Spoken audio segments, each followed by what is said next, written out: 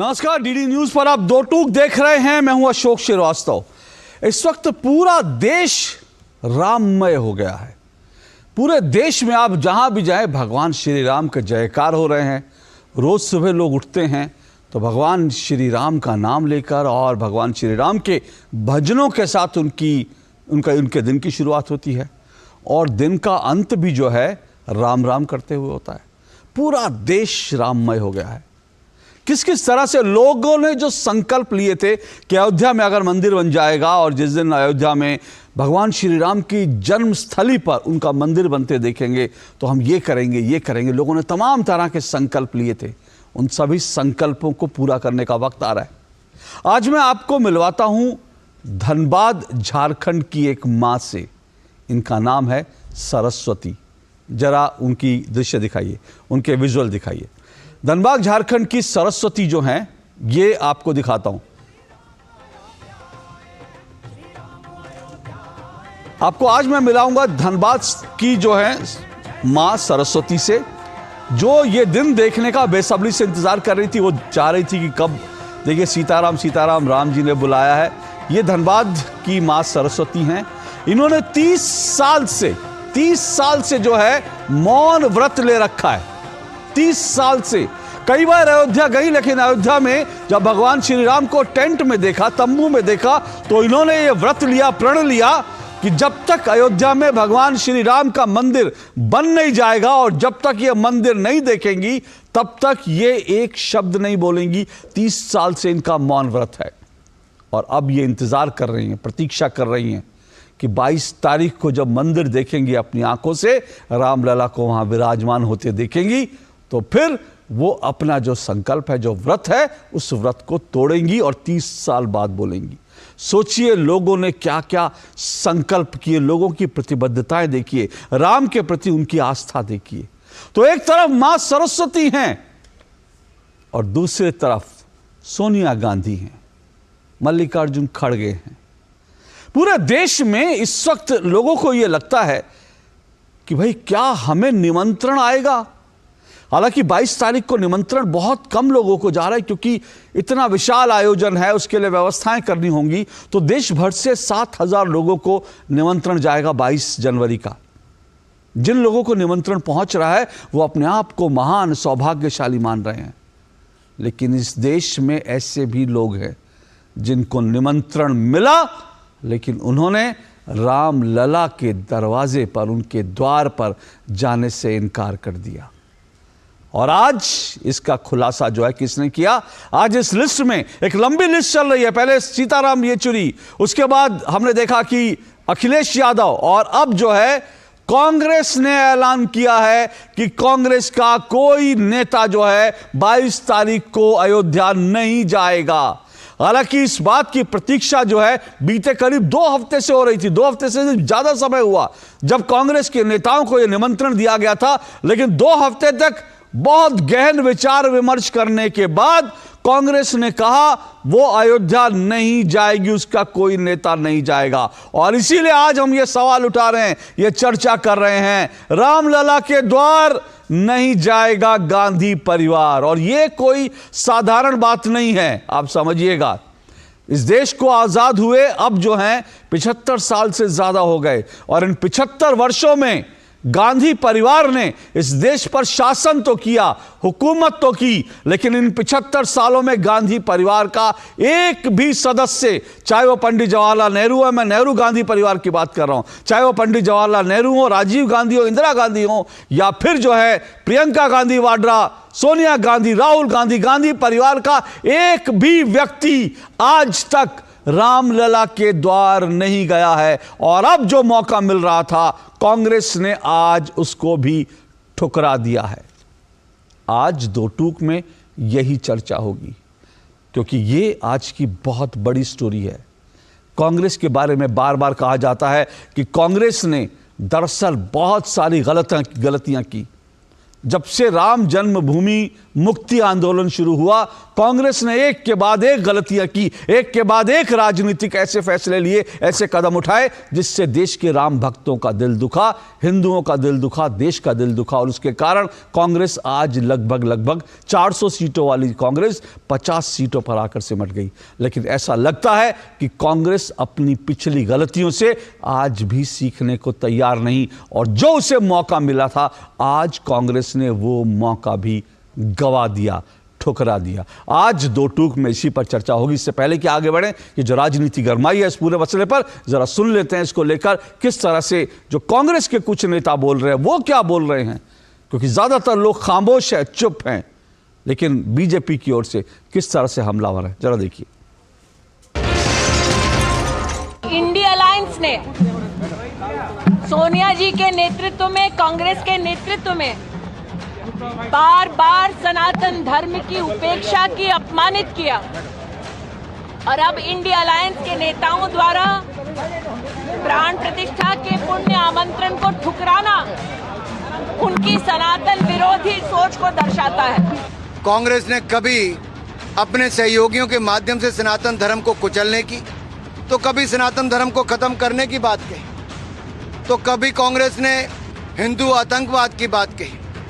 ये कांग्रेस एक नहीं अनेक बार हिंदुओं को नीचा दिखाने की बात, तो कभी भगवान राम को काल्पनिक कहने की बात करती है। मैं इतना ही कहूँगा, आज कांग्रेस ने अगर प्राण प्रतिष्ठा की समारोह की बाइकॉट किया है, तो साफ दिखता है कि हिंदुस्तान की जनता भी आने वाले समय में इनका बाइकॉट ही करने वाली है। भगवान के आड़ में ये लोग वोट ले रहे हैं। अगर हिम्मत है तो रोजगार देकर वोट ले, स्वास्थ्य शिक्षा पर वोट लें, भाईचारे बंदी पर कर लें, अर्थव्यवस्था पर कर लें। अर्थव्यवस्था थोड़ा बढ़ रही है। अरे भारत की पॉपुलेशन इतनी अधिक है, कंजम्पशन ही इतना अधिक है, तो नेचुरली थोड़ा बहुत ग्रोथ तो लेगी लोगी। तो बड़ा अच्छा किया है और किसी को नहीं जाना चाहिए। ये आरएसएस बीजेपी का कार्यक्रम है और ये धार्मिक कार्यक्रम नहीं, राजनीतिक कार्यक्रम। भगवान श्री राम हमारे सबके दिलों में हैं, हमारे मनों में हैं, हमारे धर्म में हैं, हमारे विश्वास में हैं, हमारे निर्णयों में हैं और हमारे काम में हैं। उसमें राजनीति नहीं है, पर यह जरूर सवाल है कि राजनीति इस पर कौन कर रहा है। जिन लोगों ने राम को पहले ही काल्पनिक सिद्ध करने के लिए लड़ाइयां लड़ी हों, जिन्होंने भगवान राम का मंदिर न बनने के लिए बड़े बड़े वकील खड़े किए हों सुप्रीम कोर्ट में, वो आज किस मुंह से जाएंगे? ये तो न्यास का बड़प्पन है कि उन्होंने ऐसे कई लोगों को न्योता भेजा है। लेकिन मेरा मानना है कि जिसके दिल में ही राम नहीं है, वो आंखों में लाने की कोशिश भी कैसे करेगा? इसलिए अधीर रंजन जी हो, सोनिया जी हो, ये सब सोनिया भाव है, सोनिया जी का भाव है, जिसमें उन्होंने पहले भी न राम सेतु को मानने से तैयार हुए थे, न राम को मानने को तैयार थे। कांग्रेस द्वारा ये कहना कि ये बीजेपी का इवेंट है, मुझे लगता है ये उससे भी घटिया किस्म की राजनीति है। इसकी मैं कड़े शब्दों में निंदा करता हूँ। प्रभु राम जी के इस अयोध्या में जो प्राण प्रतिष्ठा होने जा रही है, इससे हम सब लोगों को बधाई देनी चाहिए, एक अच्छा माहौल बनाना चाहिए, एक जो है धार्मिक तौर पर आस्था जिनकी है उनको बधाई भी देनी चाहिए, और जिनकी नहीं भी है उनको भी अगर दर्शन करना चाहते हैं नहीं चाहते उनकी मर्जी पे। लेकिन इस तरह से ठुकराना, इस तरह से ये कहना ये राजनीति का उसका हिस्सा बना देना, ये कहना ये पॉलिटिकल इवेंट है, बीजेपी का इवेंट है, इस तरह से प्रभु राम की जो प्राण प्रतिष्ठा हो रही है उसमें राजनीति लाना, मुझे लगता है कांग्रेस का ये गलत काम है, जिसकी मैं कड़े शब्दों में निंदा करता हूँ। गांधी परिवार को, खड़गे जी को और कांग्रेस को ऐसा नहीं करना चाहिए था। आज जब कांग्रेस पार्टी ने स्पष्ट कर दिया कि उनका नेतृत्व वहां नहीं जाएगा, ये आरएसएस या किसी और संगठन से लेना देना नहीं है, ये तो कांग्रेस की मूल सोच से ही मिलती बात है। क्योंकि अगर उनकी इच्छा होती या उनकी श्रद्धा होती भगवान श्री राम के प्रति, तो ना तो वो मंदिर बनने में कोई देरी या कोई दिक्कत करते और ना ही 22 को वहां जाने के लिए मना करते। देखिए, पहले स्टैलिन डीएमके की पार्टी ने सनातन धर्म के खात्मे की बात की, फिर शरद पवार जी की एनसीपी ने भगवान राम को मांसाहारी घोषित कर दिया। आज कांग्रेस पार्टी ने प्राण प्रतिष्ठा जो होने जा रही है उसके निमंत्रण को अस्वीकार कर दिया है। ये एक संयोग नहीं, ये इंडी गठबंधन की एक सोची समझी चाल है कि भारतीयों की, हिंदुस्तानियों की आस्था को ठोस पहुंचाने का और अपमान करने का एक षड्यंत्र रचा जा रहा है इंडी गठबंधन के द्वारा। भगवान राम से हम प्रार्थना करते हैं कि वो इंडी गठबंधन की जो ये नफरत वाली राजनीति है इसको खत्म भी कर दे, माफ भी कर दे। जो 140 करोड़ भारतीय हैं वो कांग्रेस की इस नफरत वाली राजनीति को कभी माफ नहीं करेगी और श्री राहुल गांधी जो मोहब्बत की दुकान का ढोल पीटते हैं उसकी वास्तविकता भी कि उसमें नफरत का सामान सिर्फ बिकता है वो जगजाहिर हो गई। तो ये जयवीर शेरगिल थे जो अंत में जिनको आपने सुना ना, वो कह रहे थे राहुल गांधी के मोहब्बत की दुकान में नफरत का सामान बिकता है। ये जयवीर शेरगिल अब से कुछ समय पहले तक कांग्रेस के प्रवक्ता थे, कांग्रेस के एक प्रखर नेता थे, लेकिन कांग्रेस में जो कुछ चल रहा उससे नाराज होकर उससे दुखी होकर इन्होंने कांग्रेस छोड़ दी। और आज भी जब कांग्रेस ने यह ऐलान किया कि वो राम मंदिर नहीं जाएंगे, अयोध्या नहीं जाएंगे, तो कांग्रेस के कई नेताओं ने जो है इसको लेकर दुख प्रकट किया है। कांग्रेस के इस फैसले पर कई लोगों ने नाराजगी जताई है, कई लोग खामोश हैं। अर्जुन मोढवाडिया गुजरात कांग्रेस के बड़े नेता हैं, उन्होंने इस फैसले को गलत बताया है। दूसरी तरफ डीके शिव कुमार से जब इस बारे में पूछा गया तो उन्होंने कोई कमेंट नहीं किया, कैमरे के सामने वो चुपचाप निकल गए। और कांग्रेस के एक और नेता आचार्य प्रमोद कृष्णन जो कभी प्रियंका गांधी वाड्रा के राजनीतिक सलाहकार होते थे, उन्होंने कहा यह फैसला बहुत दुर्भाग्यपूर्ण है। और प्रमोद कृष्णन ने कहा आज मेरा दिल टूट गया। लेकिन सवाल तो यह है कि कांग्रेस ने यह फैसला क्यों लिया, इसी पर चर्चा होगी दो टूक में। आज मेरा सवाल जो है दो टूक में आपके सामने आ रहा है। आज दो टूक में मेरा सवाल, जिस पर आज की चर्चा, आज की डिबेट को मैं आगे बढ़ाऊंगा, वो आज का मेरा सवाल जो है, मेरा सवाल सोनिया गांधी और खड़गे ने राम मंदिर का निमंत्रण ठुकराया, क्या सेकुलर कांग्रेस को अयोध्या में मंदिर निर्माण नहीं भाया? सवाल एक बार फिर सुनिए, सोनिया गांधी और खड़गे ने राम मंदिर का निमंत्रण ठुकराया, क्या सेकुलर कांग्रेस को अयोध्या में मंदिर निर्माण नहीं भाया? यह मेरा आज का सवाल है। और मेरे साथ 5 लोग आज की डिबेट में जुड़ रहे हैं। आइए पांचों मेहमानों का परिचय करवा देता हूं। मेरे साथ शिवम त्यागी जुड़े हैं, बीजेपी के प्रवक्ता हैं शिवम त्यागी जी।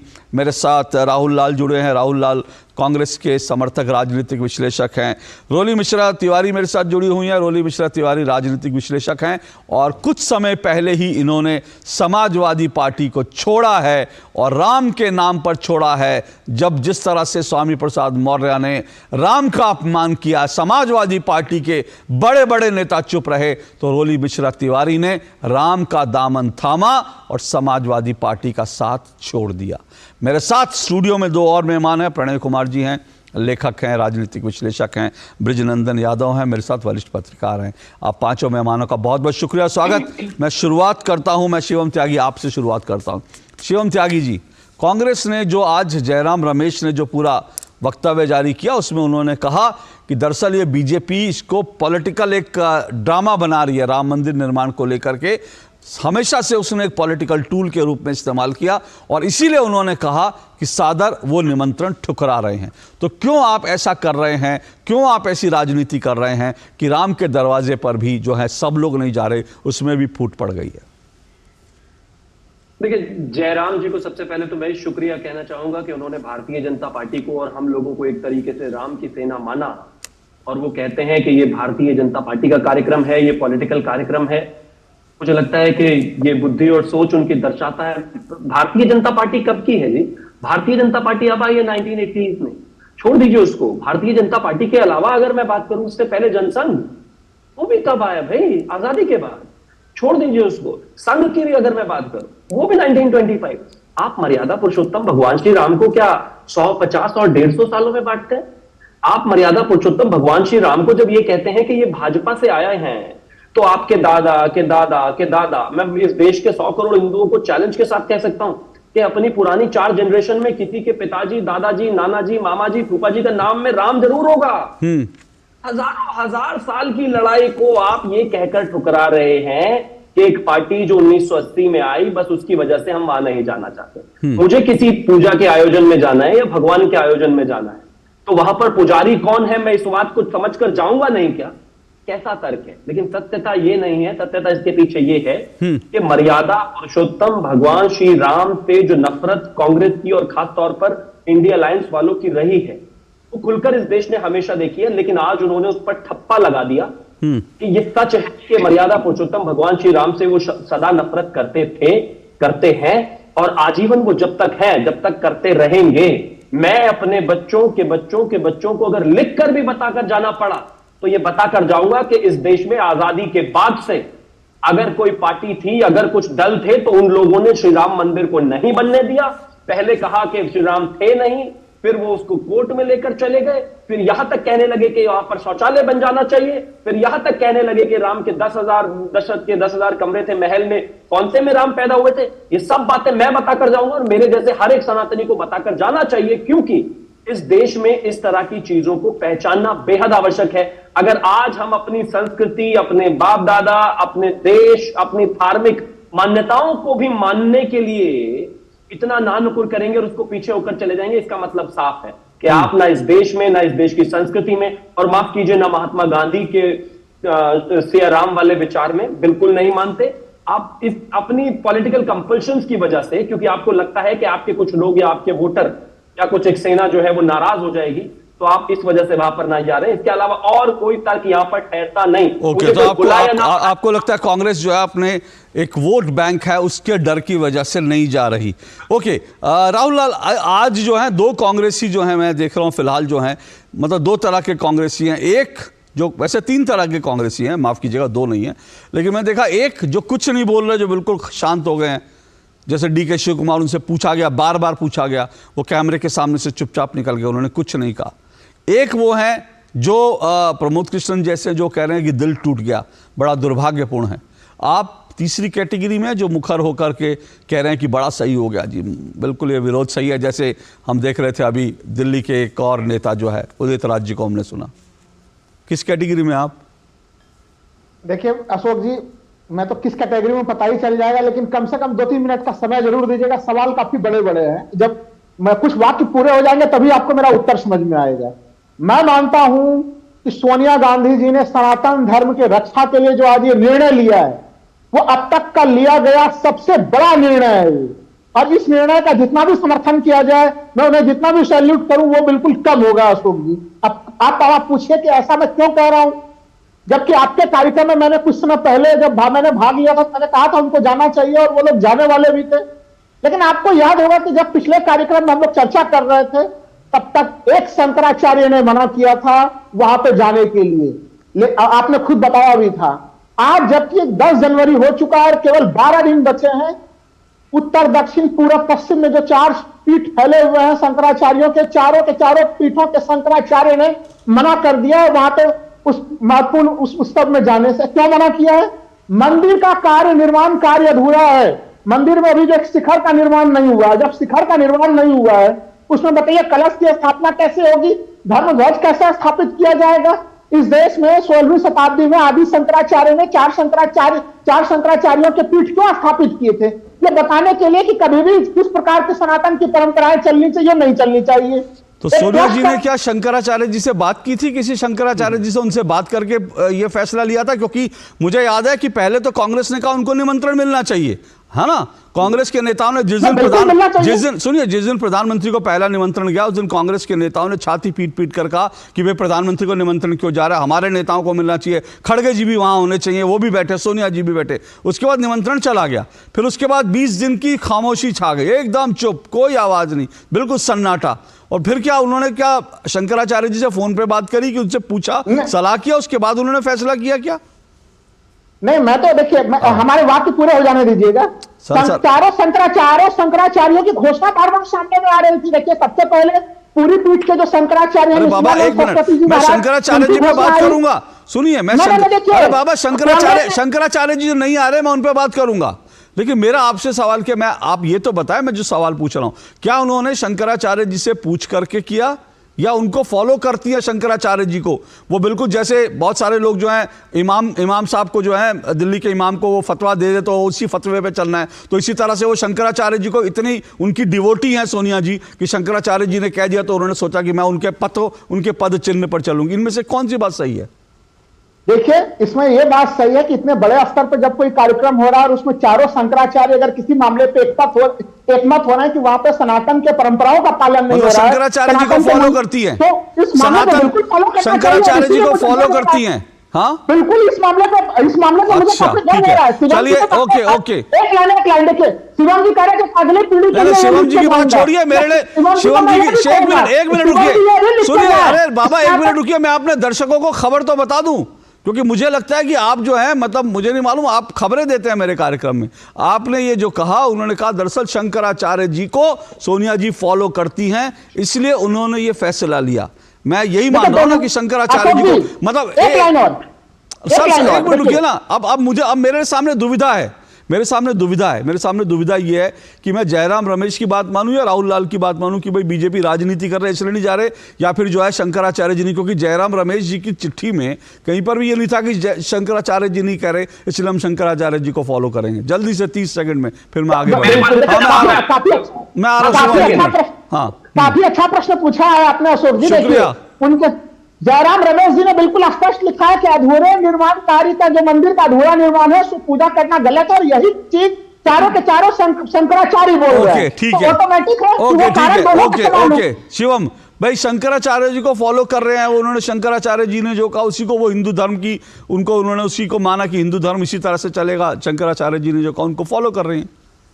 देखिए, मैं पहले तो एक चीज कहना चाहता हूं, आपने कहा कि राहुल लाल जी की मानूं या जयराम जी की मानूं, तो राहुल लाल जी में से तो राहुल ले लीजिए और जयराम रमेश जी में से रमेश ले लीजिए, क्योंकि जयराम होगा तो मामला बदल जाएगा। तो राहुल रमेश कर दीजिए, इन दोनों के स्टेटमेंट को मिलाकर जो स्टेटमेंट आपको मिलती है वो सच मान लीजिए। अब आगे आते हैं। इन्होंने कहा कि भाई हम शंकराचार्य को मानते हैं। कृपया करके इस देश के सामने हास्य का विषय कांग्रेस बन जाए, ऐसा तो मत बोला कीजिए। मतलब गौ सेवकों को जब वो आ रहे थे, इंदिरा जी ने घेर के गोलियां मारी और कहा गया कि 300 से ज्यादा साधु मारे गए, ये शंकराचार्य को मानते हैं? मर्यादा पुरुषोत्तम भगवान श्री राम के राम सेतु के लिए 2007 में सुप्रीम कोर्ट में हलफनामा लेकर पहुंच गए थे कि वो काल्पनिक है, ऐसी कोई कहानी ही नहीं है, ये शंकराचार्य को मानते हैं। दशरथ के महल के कमरों को बताने लगे थे, ये शंकराचार्य को मानते हैं। भगवा को आतंकवाद कहने लगे थे, ये शंकराचार्य को मानते हैं। इस देश को, हिंदू धर्म को कहते हैं, हर रोज गाली देता है इनका अलग अलग नेता आकर, ये शंकराचार्य को मानते हैं। हिंदू धर्म का अपमान तो प्रधानमंत्री मोदी जी कर रहे हैं। एक एक करके राहुल लाल बीच में नहीं, राहुल लाल रुकिए, राहुल लाल बीच में, एक मिनट राहुल लाल ऐसे नहीं रुकिए, वो आपको मैंने अपनी बात कहने का मौका दिया, वो नहीं बोले आपके बीच में, उनको बोल लेने दीजिए, फिर मैं आगे आऊंगा आपके पास जी। तो इस तरह की बातें करके अपनी मजाक ना उड़वाएं। आप किसी चीज को नहीं मानते। सत्य यह है कि आज तक जब से कांग्रेस अपनी पैदाइश में आई है, ना उन्होंने तब श्री राम को माना, जब वो 400 पर पहुंचे ना तब श्री राम को माना, और आज 50 पर है ना तब श्री राम को माना। और सुन लीजिए, आने वाले समय में शायद 5 पर रह जाओगे तब भी नहीं मानोगे, क्योंकि होता है ना, मैं तो हमेशा से ऐसे सोचता था कि रामायण में दिखाया जाता था कि किसी भी हवन को अगर देवता करते थे तो वो खंडित करने के लिए राक्षस लगे ही रहते थे आगे पीछे, कभी नहीं पहुंच पाए वहां पर। आज भी कुछ हवन कुंड में गड़बड़ी पैदा करने का काम भारतीय जनता पार्टी। रुकिए, मैं प्रणय जी के पास जा रहा हूं। प्रणय जी, क्या लगता है कि शंकराचार्य जी जो है उन्होंने अपने तर्क दिए, उन्होंने ये कहा है कि भाई मंदिर क्योंकि पूर्ण नहीं है इसलिए जो है उन्होंने मना किया, क्या इसी वजह से कांग्रेस को भी लगा कि भाई ये सनातन धर्म के खिलाफ है इसलिए नहीं जा रहे? अशोक जी, आपने अपने प्रारंभिक वक्तव्य में एक बहुत गंभीर बात कही, और वो बात ये थी कि कांग्रेस के पास एक अवसर था। सचमुच कांग्रेस के पास एक अवसर था। कांग्रेस के पास अवसर था 1951 में सोमनाथ मंदिर का जब जीर्णोद्धार किया गया और उसकी प्राण प्रतिष्ठा हुई, तो नेहरू जी ने उस प्राण प्रतिष्ठा का बहिष्कार सा किया और राजेंद्र बाबू को भी वहां जाने से रोका, और उन्होंने उसको एक प्रकार से हिंदू पुनरुत्थानवाद कह करके और वहां जाने से मना किया। उसके बाद कांग्रेस पोषित इकोसिस्टम ने श्री राम को गल्प चरित्र, काल्पनिक चरित्र कहकर पढ़ाया, लिखाया, विमर्श में स्थापित किया। 2008 में हम सब जानते हैं कि हलफनामा दायर करके कहा कि कोई राम सेतु जैसी चीज नहीं थी। हम सब ने देखा, अगर कांग्रेस शंकराचार्य को मानती तो 2024 तक प्रतीक्षा ही नहीं करनी पड़ती। कांग्रेस शंकराचार्य को नहीं मानती है, इसीलिए प्रतीक्षा करनी पड़ी। और एक महत्वपूर्ण बात जो इस विमर्श में मैं लेकर आना चाहूंगा, आपने जो बात कही उसका विस्तार देते हुए कांग्रेस के पास क्या मौका था? कांग्रेस के पास यह मौका था कि उस पर जो आरोप लगता रहा है सनातन के विरोध का, वो आरोप धुलता।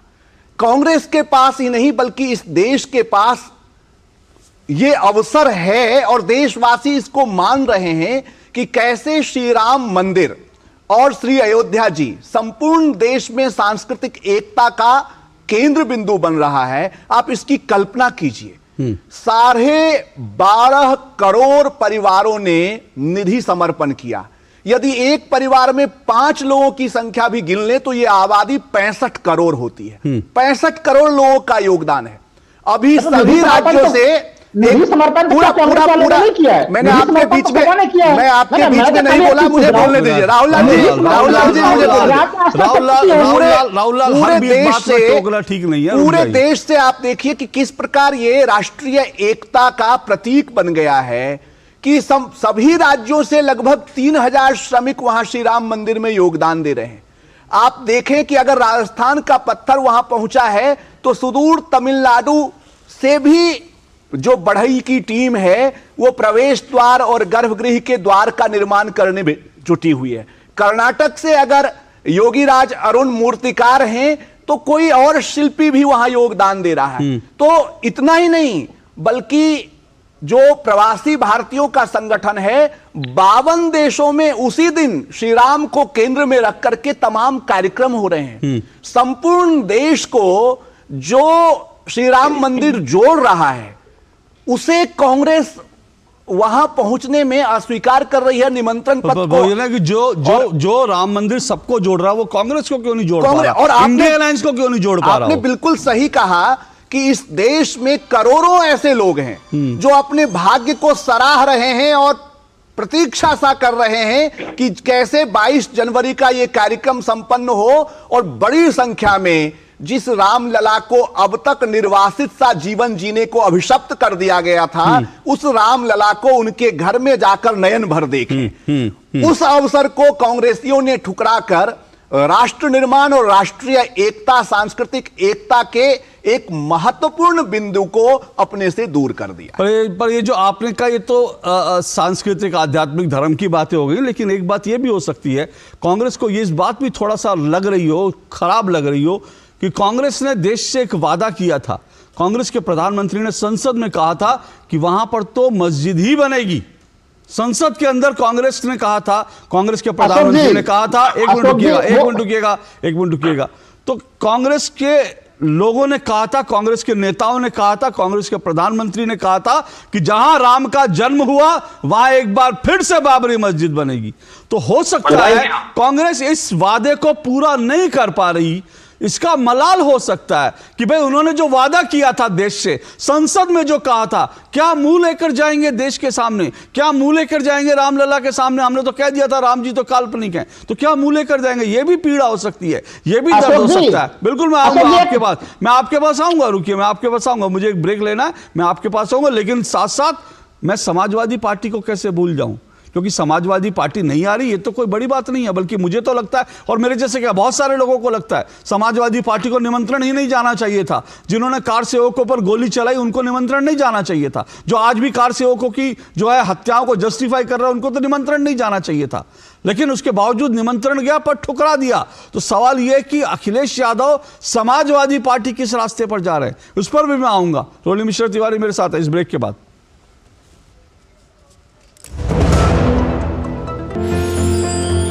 साल बरस और सदी नहीं, एक युग गुजर जाएगा। उम्र न पूछो वंडर की, जब फर्क नजर आएगा।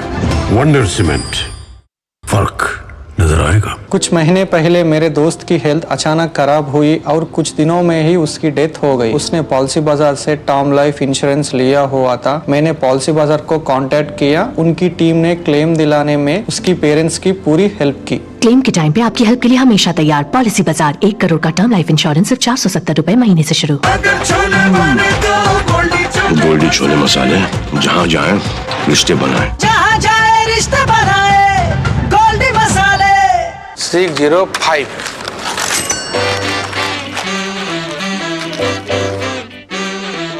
605 बदलो बदलो आदत बदलो।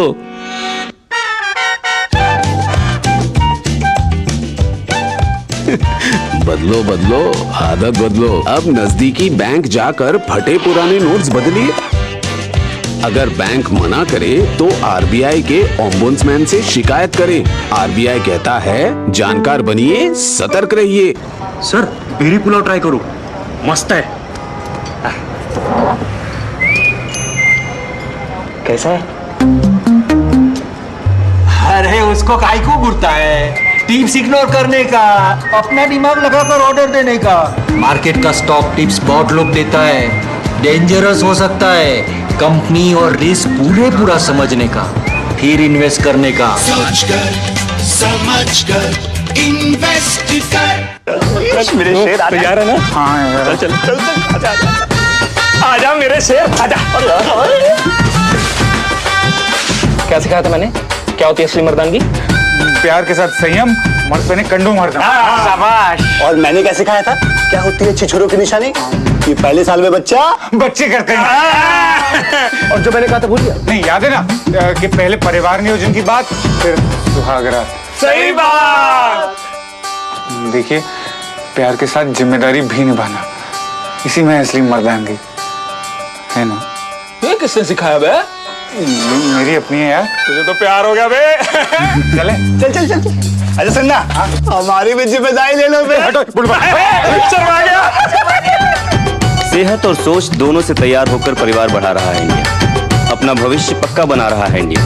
फोन करें और परिवार नियोजन से जुड़ी सब जानकारी पाएं। जोड़ी जिम्मेदार जो प्लान करे परिवार।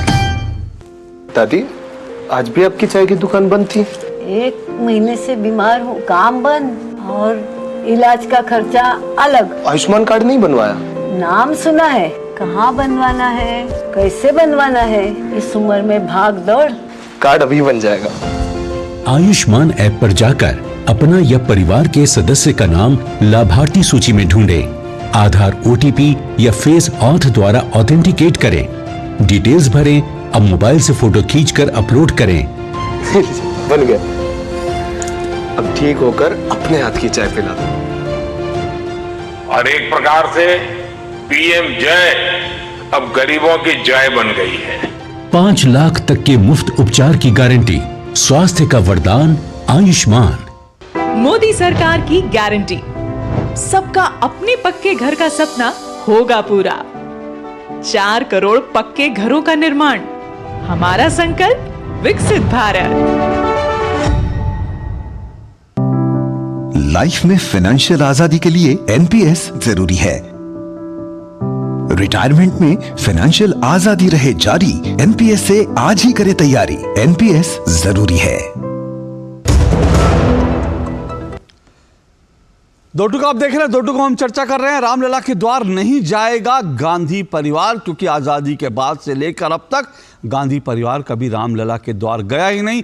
और अब जबकि 22 तारीख को एक मौका था, एक अवसर था, निमंत्रण था, उस निमंत्रण को ठुकराकर कांग्रेस ने ऐलान किया है कि खड़गे, सोनिया गांधी और अधीर रंजन चौधरी, कोई भी कांग्रेस का नेता नहीं जाएगा अयोध्या। इसी को लेकर हम चर्चा कर रहे हैं कि क्या मंदिर का निर्माण जो है वो पसंद नहीं आया, रास नहीं आया, इसीलिए जो है दरअसल ये पूरा फैसला लिया है। और 5 मेहमान मेरे साथ जुड़े हैं। शिवम त्यागी जुड़े हुए हैं, राहुल लाल मेरे साथ जुड़े हुए हैं, रोली मिश्रा तिवारी जुड़ी हैं, ब्रजनंदन यादव, प्रणय कुमार जी मेरे साथ स्टूडियो में जुड़े हुए हैं। रोली मिश्रा तिवारी, ये जो है समाजवादी पार्टी तो मुझे लगता है इंडिया अलायंस का हिस्सा है। तो अब तो शुरू में लग रहा था सीताराम येचुरी ने मना किया तो लगा वामपंथियों ने मना कर दिया, फिर लगा कि ममता ने मना किया तो लगा कि भाई ममता बनर्जी की कोई मजबूरी होगी। अरविंद केजरीवाल ने कहा देखेंगे, वक्त आएगा उस वक्त तय करेंगे। अब जबकि सब लोग एक एक करके मना कर रहे हैं और जो है इसके पहले अखिलेश यादव मना कर चुके हैं, तो क्या ये इंडिया अलायंस का सामूहिक फैसला आपको लगता है? और अखिलेश यादव और कार सेवकों पर आज जिस तरह का जस्टिफाई किया जा रहा है, कैसे देखती हैं आप? आप म्यूट पर हैं रोली जी। रोली जी आप म्यूट पर हैं, अनम्यूट कर लीजिए अपने आप को। अशोक जी आपको प्रणाम। जय श्री राम। जय श्री राम। अशोक जी, तुलसीदास जी ने एक बात कही है, गोस्वामी तुलसीदास जी ने, सकल पदार्थ है जग माही, कर्महीन नर पावत नहीं। तो जो कर्महीन लोग होते हैं, जिनके कर्म में भाग्य जिनका नहीं होता, जिनका दुर्भाग्य होता है, सौभाग्य नहीं होता, उनके ऐसे जीवन में ऐसे चीजें आती हैं कि उनके पास तक आते आते चीजें ईश्वर उनके पास तक आकर के लौट जाता है। और निश्चित तौर पर जो इंडिया अलायंस है उसका ये सामूहिक फैसला होगा। मुझे लगता है कि ये इसी बात पर, इसी रणनीति पर आपस में बैठ करके चर्चा करते होंगे कि कैसे प्रभु श्री राम के इस मंदिर, जो भव्य मंदिर का निर्माण हो रहा है, जो भारतीय संस्कृति और हमारे संस्कारों को परिलक्षित करता है, उसमें किस प्रकार से विघ्न डाला जाए। तो सबसे पहली बात जो मैं आपको बता रही हूँ कि जिस तरीके से लगातार बयान आए, जहां सनातन को कभी कोढ़ कहा गया, कभी सनातन को एड्स बताया गया, कभी श्री रामचरितमानस की प्रतियां जलाई गई। आप अगर देखेंगे तो श्री रामचरितमानस को जिस तरह से जलाया गया 1 वर्ष पहले, तो कुल मिलाकर के इस भव्य मंदिर निर्माण में राक्षसी और असुरी प्रवृत्तियां विघ्न डालने को सदैव तत्पर रही अशोक जी। लेकिन फिर आप जैसे, हम जैसे लोग भी थे जो कह दीजिए भगवान के दूत थे, कि हम लोग भी उनसे लगातार उन असुरी शक्तियों से इस कलयुग में लड़ते रहे। लेकिन कुल मिलाकर के कितना दुर्भाग्यपूर्ण है अशोक जी कि प्रभु श्री राम, जो कि इस भारत की, इस राष्ट्र की, इस भारतवर्ष की, सनातन धर्म की आत्मा है, यहाँ तक कि सेकुलर लोगों ने भी उन्हें इमाम हिंद बोला है, इमाम राम को। और उन प्रभु श्री राम का जब प्राण प्रतिष्ठा हो रही है, तो ये कोई अवसर रोली जी एक दिन पहले अखिलेश निमंत्रण ठुकराते हैं, अगले दिन जो है कार सेवकों पर गोली चलने को जायज ठहराते हैं स्वामी प्रसाद मौर्य। ये क्या खेला है? देखिए, अभी तक तो मैं आपसे वार्तालाप करती थी और आपके शो में आती थी, तो मुझे लगता था कि ये स्वामी प्रसाद मौर्य के निजी विचार हो सकते हैं। लेकिन अब मैं बड़ी पुरजोर तरीके से कह सकती हूँ कि अखिलेश यादव जी के विचार है, जो स्वामी प्रसाद जैसे प्यादे पर, क्योंकि स्वामी प्रसाद मौर्य की कोई हैसियत नहीं है, जो अपना विधानसभा चुनाव हार जाता है उसकी कोई हैसियत नहीं है। उस प्यादे पर सवार होकर अखिलेश यादव मुस्लिम तुष्टीकरण की राजनीति कर रहे हैं। क्योंकि मैं अखिलेश यादव को व्यक्तिगत तौर पर उतना जानती हूँ कि जितना समाजवादी पार्टी के बहुत लोग नहीं जानते होंगे। दूसरी बात मैं अशोक जी आपसे यहाँ पर कहना चाहती हूँ कि प्रभु श्री राम का उत्सव तो संपूर्ण राष्ट्र का उत्सव है, सनातन धर्म का उत्सव है, जो 6000 वर्ष पुराना है। उस उत्सव में आपको सम्मिलित होना चाहिए। राजनीति अपनी जगह है, राजनीतिक मतभेद अपनी जगह है, वैचारिक मतभेद अपनी जगह है, लेकिन जहां पर भगवान की बात आती है, अखिलेश यादव जी स्वयं भी हिंदू हैं, ऐसा तो है नहीं कि वो हिंदू नहीं है, उनकी पत्नी स्वयं हिंदू है। लेकिन बार बार स्वामी प्रसाद मौर्य को यह कह करके टाल देना कि नहीं वो उसके निजी विचार है, और वो आपकी पार्टी का राष्ट्रीय महासचिव है, समाजवादी पार्टी का विचार है। अब तो ये सारा गेम जो है खुल गया है कि कोई निजी विचार कुछ नहीं होते। राहुल लाल रुकिएगा, पूरा गेम अब सामने आ गया है, क्योंकि ये पूरा इंडिया अलायंस की एक पूरी की पूरी लाइन ऑफ एक्शन दिख रहा है कि पहले सनातन को गाली देनी शुरू की और उसके बाद जो है राम जन्मभूमि का निमंत्रण ठुकरा दिया। तो ब्रजलाल जी क्या अशोक जी एक बड़ी विडंबना ये है कि भारतीय जनता पार्टी के विरोध में, आदरणीय मोदी जी के विरोध में पूरी जो इंडिया अलायंस है या इसके घटक दल हैं, वो सनातन धर्म श्री राम का विरोध कब उन्होंने प्रारंभ कर दिया? उनको शंकराचार्य सनातन धर्म का हिस्सा है कि नहीं? थोड़ा उसके ऊपर भी टिप्पणी डाल दीजिए। शंकराचार्य सनातन धर्म का हिस्सा है? सुनिए एक मिनट रुकिए, मैं शंकराचार्य जी वाले सवाल पे आऊंगा। रोली जी शंकराचार्य का जवाब जो है ना वो मैं लूंगा। अभी रुकिए आप। हाँ अशोक जी, मैं पूरी जिम्मेदारी के साथ एक बात यहाँ पर कहना चाहती हूँ कि मुलायम सिंह यादव जी के अंतिम 8-10 वर्षों में मैं उनके बहुत करीब थी, वो मुझे पुत्री जैसा मानते थे। शायद उनको प्रायश्चित था कि उन्होंने राम भक्तों पर गोली चलवाई, इसलिए 2019 में उत्तर प्रदेश में जब सबसे बड़ा गठबंधन हुआ था, सपा और बसपा का गठबंधन हुआ था, जब उनके पुत्र को यह लग रहा था कि मैं 60 या 70 या 80 सीटें जीतूंगा, पूरी चीजें स्वीप करूंगा 3 सीट, उस समय में श्री मुलायम सिंह यादव ने नरेंद्र मोदी जी को संसद भवन में बैठ करके आशीर्वाद दिया था। कहा था कि मैं चाहता हूं कि आप उन्हें प्रधानमंत्री बने, सब जीत करके आए। और मुलायम सिंह यादव जी ने मुझसे स्वयं कहा था कि मैं जानता हूं कि इस बार राम मंदिर बनेगा। ओह अच्छा, मुलायम सिंह जी आपसे कहा राम मंदिर बनेगा, ये बड़ी बात आप बता रही हैं। और उनका भी सपना एक तरह से पूरा हो गया, लेकिन अगर बाप को लगा कि पिता को लगा कि उन्होंने गलती कर दी और उसके बाद मैं आपको बताती हूँ अशोक जी, 2 बार मुलायम सिंह यादव जी ने प्रायश्चित किया। एक बार उन्होंने कल्याण सिंह जी को सपोर्ट दे करके एटा की संसदीय क्षेत्र से जिताना था, वो उनका शायद पहला प्रायश्चित था। और दूसरी बार जब उनका पुत्र, जो कि एक पार्टी का राष्ट्रीय अध्यक्ष, उन्हीं की अपनी पार्टी का राष्ट्रीय अध्यक्ष है, जिसके वो संरक्षक है, और वो देश का सबसे बड़ा अलायंस करता है सपा और बसपा गठबंधन, जहां से उत्तर प्रदेश में जो केंद्र की राजनीति है, प्रधानमंत्री की कुर्सी है, वो उत्तर प्रदेश की 80 संसदीय सीटों से जाती है। ऐसी स्थिति में भी मुलायम सिंह यादव जी ने नरेंद्र मोदी जी को आशीर्वाद दिया था। उनके मृत्यु के समय नरेंद्र मोदी जी ने, तो आप कह रहे हैं कि 2 बार मुलायम सिंह जी ने प्रायश्चित किया कार सेवकों पे गोली चलाने का, लेकिन ब्रजनंदन जी, अखिलेश यादव जी को क्या हो गया?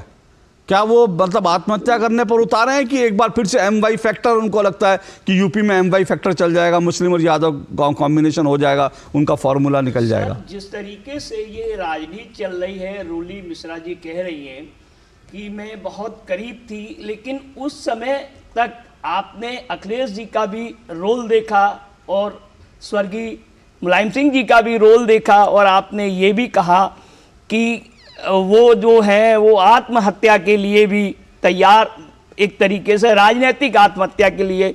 तो मैं आपसे भी ये सवाल आता है कि आप इतने लंबे समय तक समाजवादियों के संपर्क में रहे। सुनिए ब्रजनंदन जी, एक मिनट, वो निजी हो जाएगा, वो कितने समय तक रही? मेरा सवाल सीधा ये है, आज के समय में अगर समाजवादी पार्टी का महासचिव कार सेवकों पर गोली को जायज ठहरा रहा है, तो मुस्लिम तुष्टीकरण के अलावा ये क्या हो सकता है? सर, इसको तो भारतीय जनता पार्टी ने ही जायज ठहरा दिया इसे। आप तो समाजवादी पार्टी से प्रश्न पूछ रहे हैं। मेरा आरोप तो है कि वो उस कार सेवकों पर गोली चलाने को सुमन त्यागी जी के पार्टी में सही ठहरा। किसने सही ठहराया?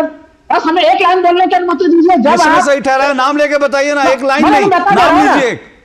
जब मुलायम सिंह यादव को पद्म विभूषण दिया जा रहा है, राहुल हल्की डिबेट के लिए, राहुल हल्की डिबेट करने के लिए आप कहीं और जाया करिए। ये हल्के फुल्के जो आप कमेंट, सुनिए, मैं आपकी ना आवाज नहीं, मैं आवाज नीचे करवा दूंगा। मैं आपको, मेरे दर्शक ना बार बार लिखते हैं, मैं आपको, आप मेरे साथ उस दिन बैठे थे, मैंने आपको दिखाया, मेरे दर्शक बार बार लिखते हैं कि राहुल लाल जी को मत बुलाया करिए, हल्की टिप्पणी करते हैं।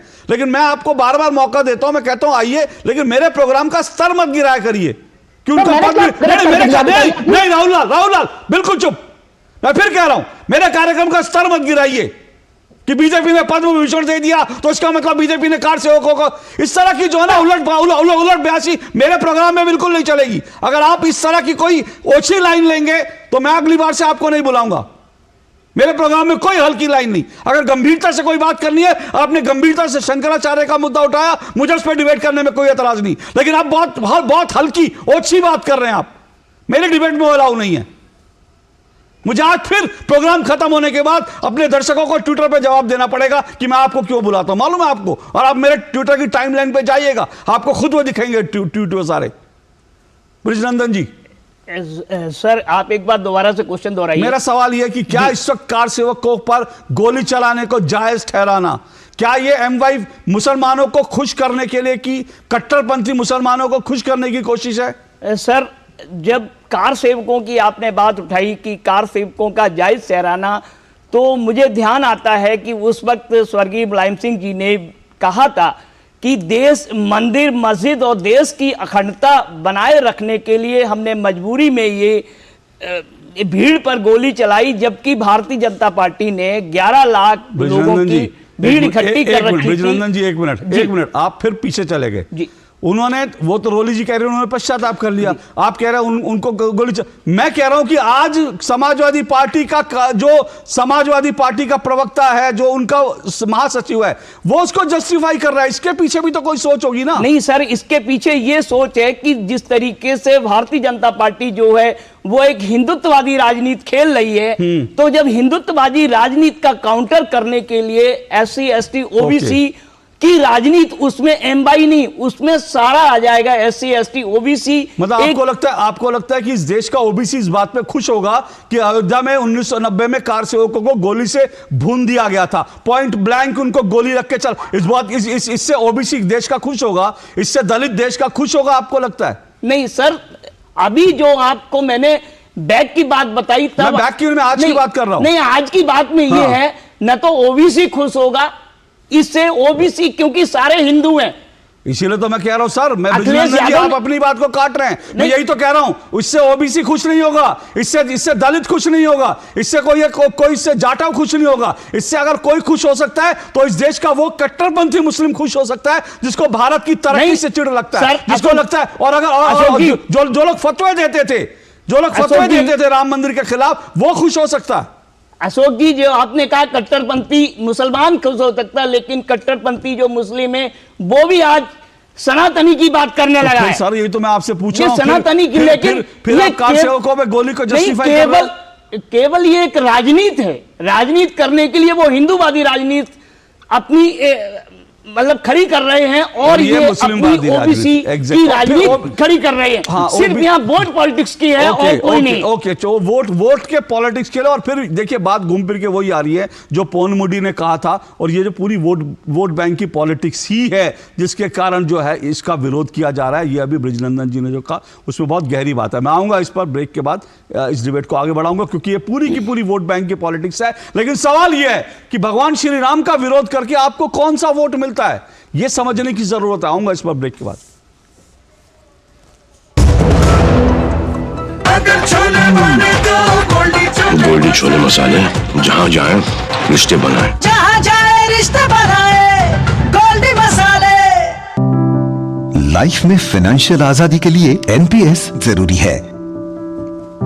रिटायरमेंट में रहे जारी, एनपीएस से आज ही करे तैयारी। एनपीएस जरूरी है। मोदी सरकार की गारंटी, कोई नहीं रहेगा भूखा। हर महीने 80 करोड़ लोगों को मिल रहा है मुफ्त राशन। हमारा संकल्प विकसित भारत। तुम्हें पता है इन्वेस्टर्स के लिए एक इन्वेस्टर प्रोटेक्शन फंड होता है, आईपीएफ। लेकिन अगर तुम्हारा ट्रेड एक्सचेंज पर एग्जीक्यूट नहीं हुआ या फिर कोई गारंटीड रिटर्न्स वाली स्कीम है तो ये आईपीएफ आपकी मदद नहीं कर सकता है। और अगर आपका ब्रोकर ही डिफॉल्टर बन जाए तो फिर आईपीएफ आपको कॉम्पेंसेशन दिला सकता है। कहां से सीखा? एनएसई की साइट पर। सोच कर समझ कर इन्वेस्ट कर। जनजातीय गौरव दिवस पर माननीय प्रधानमंत्री श्री नरेंद्र मोदी ने की पीएम आदिवासी न्याय महाअभियान यानी पीएम जनमन की शुरुआत। 24,104 करोड़ रुपए से 28 लाख आदिवासियों को अब मिलेगा अनेक सरकारी योजनाओं के लाभ के साथ साथ अपने सपनों का पक्का घर, पक्की सड़क, बिजली, नल से जल और आयुष्मान भारत के तहत मुफ्त इलाज की सुविधा। देख पवन आ गया। पवन वहाँ क्यों बैठा है? जो उसे टीबी है। और भाई लास्ट बेंच का मजा अकेले। पता है ना मुझे टीबी है। चल चल, तुझे पता है ना इलाज का असर शुरू होने के बाद टीबी के इन्फेक्शन का डर नहीं रहता। टिफिन में क्या है?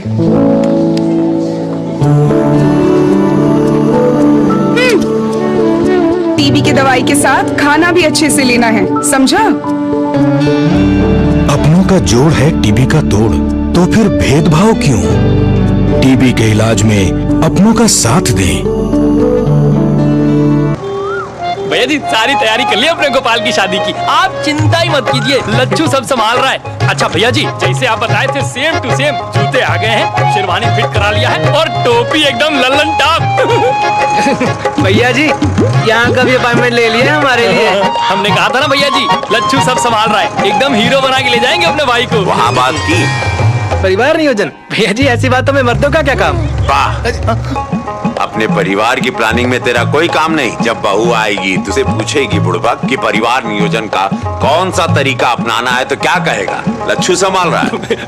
क्या बोल रहे हैं भैया जी? फोन लगा और सिर्फ ब्याह नहीं, ब्याह के बाद की समझदारी की तैयारी करो, समझे? भैया जी शर्माता है, बकलोल है। सेहत और सोच दोनों से तैयार होकर परिवार बढ़ा रहा है इंडिया, अपना भविष्य पक्का बना रहा है इंडिया। फोन करें और परिवार नियोजन से जुड़ी सब जानकारी पाएं। जोड़ी जिम्मेदार जो प्लान करे परिवार। साल, बरस और सदी नहीं, एक युग गुजर जाएगा। उम्र न पूछो वंडर की, जब फर्क नजर आएगा। वंडर सीमेंट, फर्क नजर आएगा। दो टुक आप देख रहे हैं, दो टुक में हम चर्चा कर रहे हैं रामलला के द्वार नहीं जाएगा गांधी परिवार, इसी पर चर्चा कर रहे हैं। और ब्रेक पे जाने से पहले काफी सारे सवाल उठ गए, लेकिन एक बात पूरी तरह से साफ है कि कुल मिलाकर ये वोट बैंक की राजनीति है।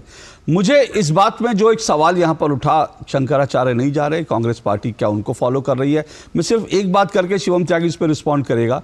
लेकिन मैं आपको ये बता दूं, उत्तर प्रदेश में शंकराचार्य की, जब मुलायम सिंह यादव जी की सरकार थी, लाठियों से सड़कों पर शंकराचार्य जी उनके समर्थकों को पीटा गया था। दक्षिण भारत में जब डीएमके की सरकार थी तो एक शंकराचार्य पर हत्या का आरोप लगाकर उन्हें उठाकर जेल में बंद कर दिया गया था। तो ये रात को जो है, रात के अंधेरे में शंकराचार्य पर हत्या का आरोप लगाया और उनको उठा के जेल में डाल दिया। डीएमके की सरकार थी, कांग्रेस अलायंस की सरकार थी। तो जो लोग आज शंकराचार्य की दुहाई दे रहे हैं उनको यह भी समझना चाहिए कि उन्होंने शंकराचार्य को अगर फॉलो कर रहे होते तो शंकराचार्य पर लाठियां ना भांजते, शंकराचार्य जी को उठाकर जेल में ना बंद करते। पर शिवम त्यागी रिस्पॉन्ड कीजिए, राजनीति कहीं है तभी तो शायद शंकराचार्य भी नहीं आ रहे।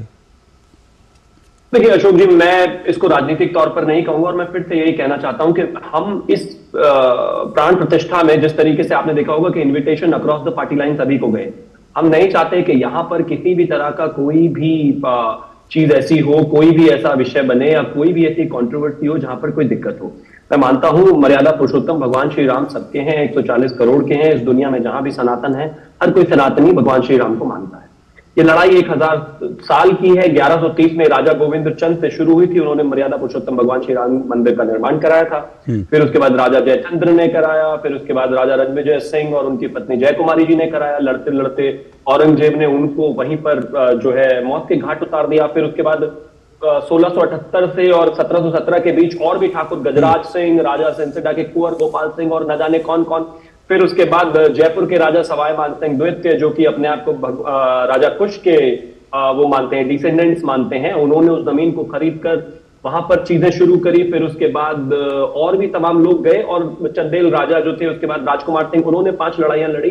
अप्रोक्सीमेटली मेरे देश में अगर मैं भगवान श्री राम के मंदिर की बात करूं तो सिर्फ इसको लेकर हजारों जान चली गई। इस देश के ऐसे भी राजा हुए जो हजार किलोमीटर दूर जाकर राम मंदिर के लिए लड़े और वो हारे, और उनके बच्चे और उनकी पत्नी और उनके परिवार। का भी उत्तर दे दीजिए शिवम जी। प्लीज रुक जाइए ना, प्लीज रुक जाइए। मैं मानता हूं कि ये राजनीति का विषय मूल बिल्कुल प्रश्न का भी नहीं। उत्तर दे दीजिए। इतिहास का ज्ञान तो आपने काफी अच्छा से दे ही दिया हम लोगों को। शंकराचार्य वाले मामले पर थोड़ा ज्ञान कर देते। राहुल आप याद नहीं दिलाएंगे, लेकिन मैं पूछूंगा उसके, मैं आप नहीं दिलाते तब भी मैं पूछता। अशोक जी कितना भी डांट ले, लेकिन राहुल लाल अपनी आदत से बाज आ जाए ऐसा तो हो ही नहीं सकता। मैं उसी का उत्तर दे रहा था। मैं यही कह रहा था आपको कि ये हमारे लिए राजनीति का विषय बिल्कुल नहीं है। जिन लोगों को नहीं आना था किन्हीं कारणों से वो नहीं आए, लेकिन हम मानते हैं कि मर्यादा पुरुषोत्तम भगवान श्री राम का मंदिर बनने में पहले ही आजादी के बाद से 75 साल की देरी और उससे पहले करीब 950 साल की देरी हो चुकी है। बात पूरी हो जाए राहुल लाल, एक मिनट उनकी बात पूरी हो। चीजों को ध्यान रखते हुए जब 22 तारीख का एक प्राण प्रतिष्ठा का निर्णय हुआ है, मूर्तियां प्रकट उसी तारीख में हुई थी, तो मैं मानता हूं पूरे देश को इकट्ठा होकर इसका स्वागत करना चाहिए। और जो लोग कालनेमी के रूप में बैठे हुए हैं, खासतौर पर ये इंडिया अलायंस वाले, जिन्होंने जीते जी तो विरोध किया ही, अब तो कम से कम अपने पाप धो सकते थे, लेकिन ऐसा नहीं हुआ। और अंत में मैं एक चीज और कहना चाहता हूं। नारायण ने अर्जुन से कहा था कि बताओ आपको क्या चाहिए, नारायण चाहिए या नारायणी सेना? उसने तो कहा था कि नारायण मैं आपके बिना क्या करूंगा, मुझे तो नारायण चाहिए। लेकिन आजकल तो अब तो नारायणी सेना भी नहीं है, तो चुनने वालों ने बाबर सेना को चुन लिया। हमने मर्यादा राम चुन लिया, उनके बिना हम। तो राहुल लाल, दरअसल कांग्रेस ने जो वादा किया था कि वहां बाबरी मस्जिद बनाएंगे, क्या वो वादा पूरा नहीं होने का दुख है, अफसोस है? क्योंकि आज तक कांग्रेस ने कभी भी ये नहीं कहा कि हाँ वो हमने जो कहा वो भूल थी, पछतावा था, हमें नहीं कहना चाहिए था। अशोक जी, आप तो देश के वरिष्ठ पत्रकारों में हैं, जिन्होंने कि पूरा का पूरा इस आंदोलन को बिल्कुल गहनता के साथ कवर किया है 90 के दशक से ही। आपको याद होगा 1993 में ही कांग्रेस जो है कि उसमें नरसिम्हा राव जी जो है कि प्रधानमंत्री थे देश के, और वो अध्यादेश लेके आए थे, भारतीय जनता पार्टी विरोध कर रही थी। नहीं तो वो राम मंदिर अगर राहुल लाल जी, भारतीय जनता पार्टी सहयोग कर रही थी। राहुल लाल जी, इतिहास में मत जाइए, इतिहास में मत जाइए, मुझे आपको नहीं, इतिहास में मत जाइए। मेरे पास इतिहास की इतनी बातें हैं कि फिर कांग्रेस वाले मुंह दिखाने के काबिल नहीं बनते। लोग उसको मीम बना के कांग्रेस को शर्मिंदा करते हैं, उसमें मत जाइए। मैंने आपसे सीधा सा पूछा, क्या आपको लगता है कांग्रेस ने ये गलती की थी, भूल? मैं आपको 1 मिनट रोक रहा हूँ, रुकिए 1 मिनट, मैं आपको रोक रहा हूँ, इसलिए रोक रहा हूँ क्योंकि प्रधानमंत्री के कुछ विजुअल मेरे पास है, मुझे बताया जा रहा है कि जो इस वक्त गुजरात से, जी हाँ, ये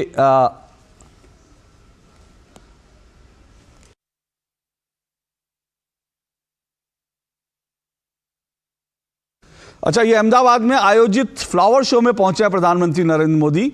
अहमदाबाद में साबरमती के तट पर दरअसल ये एक फ्लावर शो का आयोजन किया गया और प्रधानमंत्री नरेंद्र मोदी अभी वहाँ पहुँचे। आपको मालूम है वाइब्रेंट गुजरात का इस वक्त कार्यक्रम चल रहा है और वाइब्रेंट इसी तरह का जो एक पुष्पों की जो वाटिका है वो केवड़िया में भी बहुत खूबसूरत एक पुष्प वाटिका बनाई गई है और अहमदाबाद में भी मुझे लगता है कि ये इस तरह की एक नए प्रयास है कि पुष्प जो फ्लावर शो है वहाँ पर प्रधानमंत्री नरेंद्र मोदी पहुँचे हैं। और दरअसल ये जो है इस वक्त वाइब्रेंट गुजरात चल रहा है जिसके चलते देश और दुनिया से बहुत बड़े बड़े जो राष्ट्रीय अध्यक्ष हैं और जो प्रतिनिधि हैं, बिजनेसमैन हैं, वो सब आए हुए हैं। ये देखिए चंद्रयान का आपको प्रतिकृति दिख रही होगी। भारत की जो जिस तरह से भारत आगे बढ़ रहा है उसको लेकर भी यहाँ पर इस फ्लावर शो में दिखाया गया है। ये नई संसद भवन जो है तो फूलों से जो भारत है, विकसित भारत है, उसको दिखाया गया और प्रधानमंत्री देख रहे हैं गिनीज वर्ल्ड रिकॉर्ड का जो मिला। फूलों से बने हुए यहाँ सरदार वल्लभ भाई पटेल भी हैं, ये अहमदाबाद के। और वाइब्रेंट गुजरात इस वक्त जो चल रहा है उसी के सिलसिले में प्रधानमंत्री यहाँ पहुँचे हैं। आज अभी प्रधानमंत्री वहाँ पहुँचे हैं और ये इस वक्त फ्लावर शो का आनंद ले रहे हैं।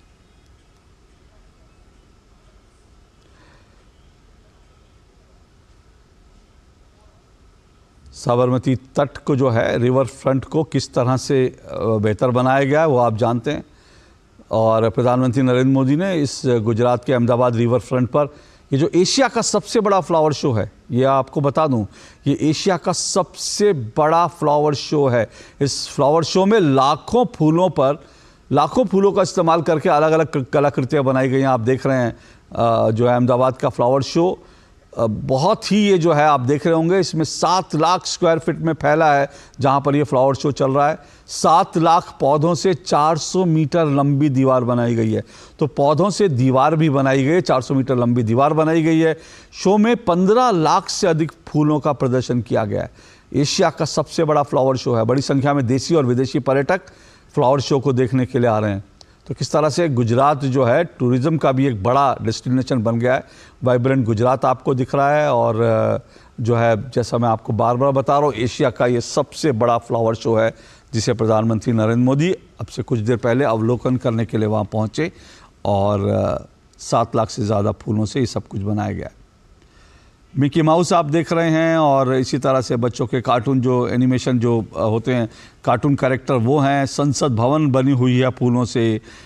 जो ओलंपिक गेम्स का जो रिंग्स होते हैं वो रिंग्स बनी हुई हैं। रोशनी से किस तरह से नहाया हुआ है, बहुत ही खूबसूरत नज़ारा है ये। और आप कल्पना कर सकते हैं जब 7 लाख फूल आपके आसपास होंगे तो कितनी बेहतरीन खुशबू जो है आपको वहाँ पर। ये भारत का जो रोवर जो दरअसल जो है चांद पर उतरा, ये नई संसद भवन के ऊपर जो है आपको जो शेर हैं, भारत के प्रतीक चिन्ह, और ये गिनीज वर्ल्ड रिकॉर्ड का जो सर्टिफिकेट है। और ये आप देख रहे हैं सरदार वल्लभ भाई पटेल फूलों से बने हुए हैं।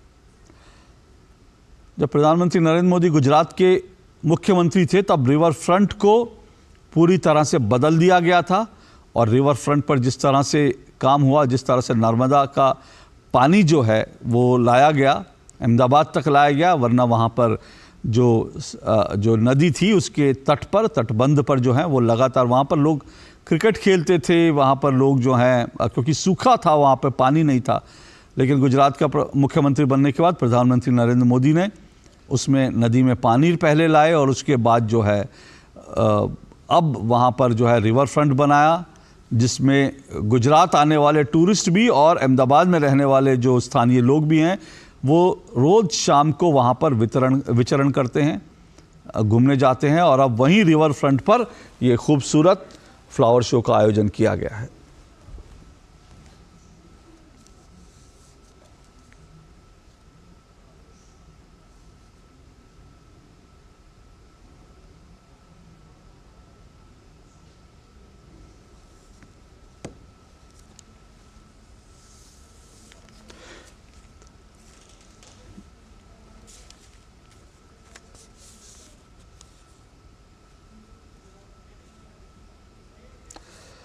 तो अहमदाबाद से ये आप दृश्य देख रहे थे जहां पर वाइब्रेंट गुजरात का आयोजन हुआ था और कैसे भारत विकसित देश बन रहा है उसको लेकर के जो भारत के संकल्प हैं, भारत कैसे बढ़ रहा है उसको लेकर आज प्रधानमंत्री नरेंद्र मोदी ने वाइब्रेंट गुजरात सम्मेलन में अपनी बात भी रखी थी और दुनिया भर से लोग वहां आए हुए हैं और भारत की जो ग्रोथ स्टोरी है उसकी चर्चा हो रही थी। लेकिन दो टूक में फ़िलहाल वक्त इतना ही है, परंतु मैं इतना ही कहूँगा कि दरअसल आज जो लोग कह रहे हैं कि कांग्रेस ने एक बड़ा अवसर जो है वो गंवा दिया है, जिस तरह से उन्होंने ये ऐलान किया कि वो नहीं जाएंगे गुजरात, माफ़ कीजिएगा गुजरात नहीं, गुजरात तो कांग्रेस है, लेकिन गुजरात के नेता जो है वहाँ पर नाराज़ हैं। अयोध्या ना जाने का जो ऐलान किया है उसको लेकर के जो है राजनीति गर्मा गई है। लेकिन बहुत सारे लोगों को मानना है कि कांग्रेस ने ये जो पूरा फैसला लिया है इसके पीछे कहीं ना कहीं एक सोची समझी रणनीति भी है और वो रणनीति ये है कि कांग्रेस और इंडिया अलायंस जो बना उसने पहले ही ऐलान किया था कि इंडिया अलायंस का मकसद जो है वो सनातन को नष्ट करना है और इस वक्त कांग्रेस एक नॉर्थ और साउथ डिवाइड की राजनीति पर चल रही है। उसको लगता है कि नॉर्थ में उसकी उम्मीदें जो हैं धराशायी हैं, इसलिए उसकी कोशिश है कि साउथ पे फोकस किया जाए और साउथ में जो है अपने आप को राम विरोधी, सनातन विरोधी दिखाते हुए वहाँ पर जो है ज़्यादा से ज़्यादा सीटें हासिल की जाएँ। कुल मिलाकर इंडिया अलायंस की यही रणनीति लगती है। लेकिन जो सवाल उठ रहे हैं उन सवालों पर चर्चा जारी रहेगी। पर आज फिलहाल समय इतना ही है। बहुत बहुत शुक्रिया मेरे सभी मेहमानों का। दो टूक में आज बस इतना ही। नमस्कार।